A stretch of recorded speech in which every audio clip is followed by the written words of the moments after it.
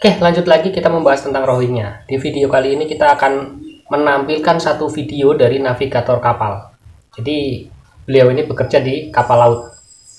Nah, ini akan membongkar satu kejanggalan, dan mungkin kalau dipikir secara logika memang kapal laut yang ditumpangi oleh para penghuni Rohingya ini, penumpang Rohingya ini tidak akan bisa masuk menyeberangi dari lautan dari Bangladesh sampai ke Indonesia.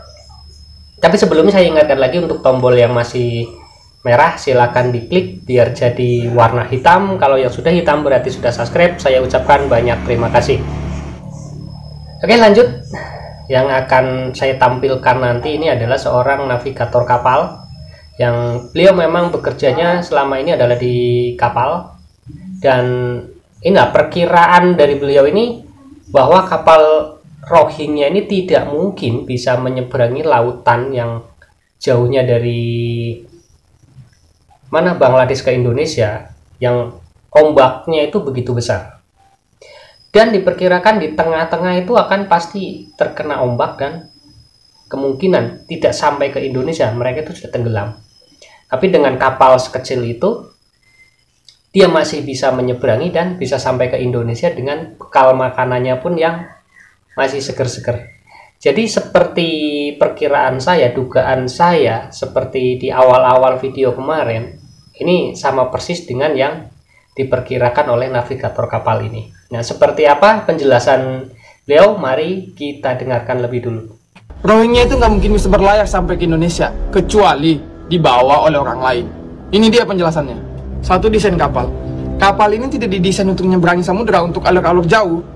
Karena secara logika berpikir bernavigasi, sedangkan kapal gua yang nyeberangin laut Andaman sana dari India sampai ke Indonesia itu masih terombang-ambing. Apalagi kapal kayu, ombak setengah meter aja udah kebot, mungkin udah kebalik kali kapal itu. Yang kedua adalah rute kapal. Rute kapal mereka itu dari Myanmar sampai ke Indonesia. Itu adalah open sea, Samudra Hindia.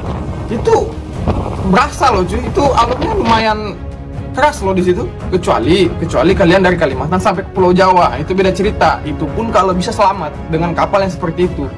Yang ketiga adalah bahan bakar kapal. Ini gue jelasin ya, bahan bakar kapal itu nggak sedikit cuy. Apalagi perjalanan jauh seperti itu, berapa banyak bahan bakar yang dibutuhkan, seberapa kuat kapal itu menanggung beratnya, bukan berapa jumlahnya ya, tapi berat dari si bahan bakar itu sangat diperhitungkan dalam hitungan navigasi. Dengan kapal ukuran segitu, berapa ton bahan bakar bisa sanggup dimuat, belum lagi muatannya manusia, belum lagi makanannya. Yang keempat adalah bahan makanan.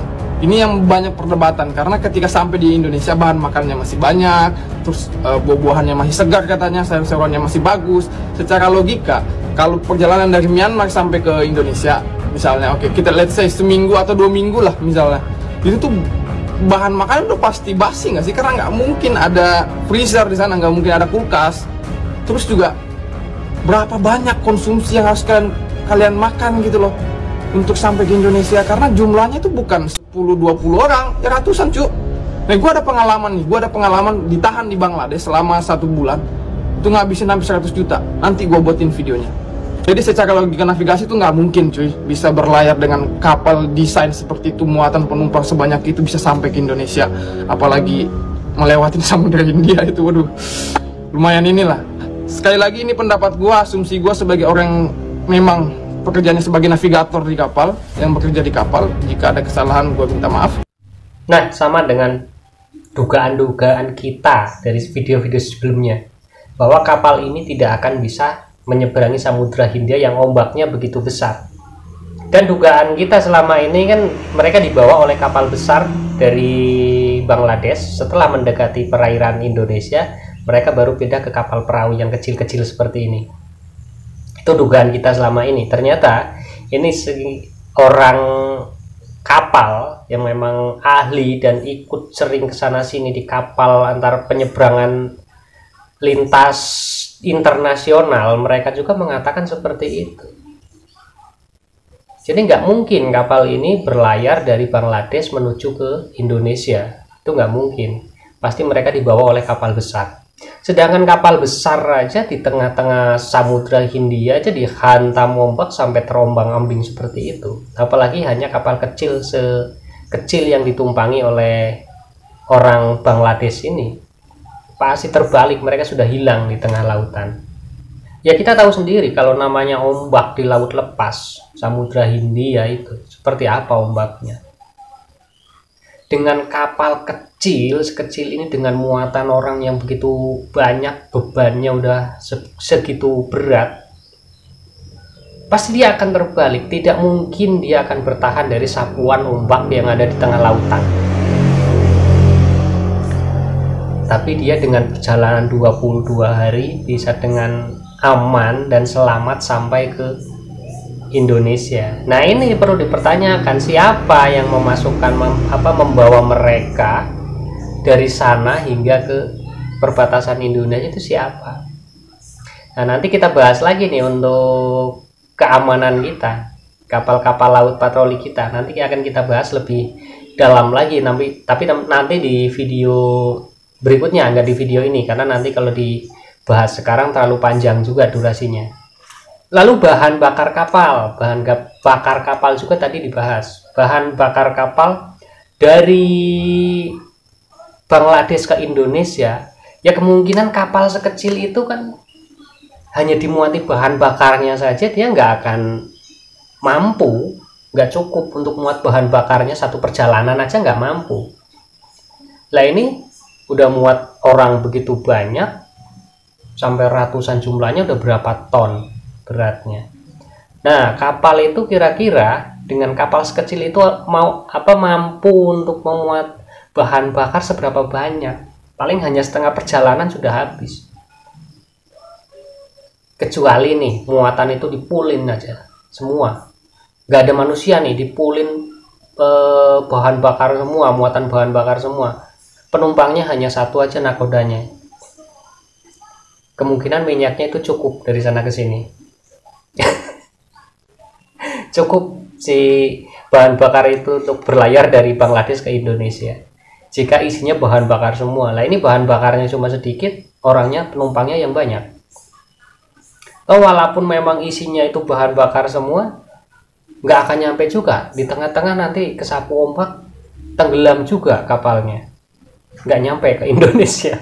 Nah jadi dengan bahan bakar sedikit, dengan penumpang muatannya yang begitu banyak, itu tidak mungkin kapal sekecil itu bisa sampai berlayar dari Bangladesh menuju ke Indonesia dan sampai tujuannya ke Indonesia. Itu tidak mungkin sampai. Itu menurut navigator kapal, yang memang dia juga sudah suka berlayar ke sana kemari. Ya seorang navigator yang sudah mengikuti kapal lintas internasional, pasti dia tahu tuh rute-rute yang berbahaya di mana, rute-rute yang tidak bisa dilewati kapal kecil di mana, rute-rute yang memang hanya khusus kapal besar itu yang di mana, itu kan dia tahu semua. Jadi kalau saya percaya dengan si abang ini yang menjelaskan bahwa kapal ini tidak akan bisa menyeberang dari Bangladesh ke Indonesia, saya percaya dan saya yakin itu, karena sesuai dengan dugaan-dugaan awal saya. Oke, kita lanjut ke video berikutnya. Video berikutnya kita akan menampilkan bahwa ini ada kesengajaan dari kapal patroli, karena radar di kapal itu akan bisa mendeteksi keberadaan barang apapun, apalagi kapal yang sedang berhenti ataupun kapal yang sedang berjalan. Jangankan kapal, barang-barang seperti jaring ataupun barang-barang apa yang mengapung di lautan itu bisa dideteksi oleh radar yang ada di kapal patroli. Tapi kenapa ini bisa lolos? Nah itu akan kita bahas di video berikutnya. Dan video ini kita sudahi. Saya ingatkan lagi, untuk yang tombol subscribe-nya masih merah, silahkan diklik, jadikan warna hitam, karena yang hitam sudah subscribe. Saya ucapkan banyak terima kasih, dan saya tidak akan berhenti untuk membahas tentang Rohingya agar berita ini tidak hilang dan tidak dianggap selesai begitu saja tanpa ada penanganan dari pihak-pihak yang bertanggung jawab.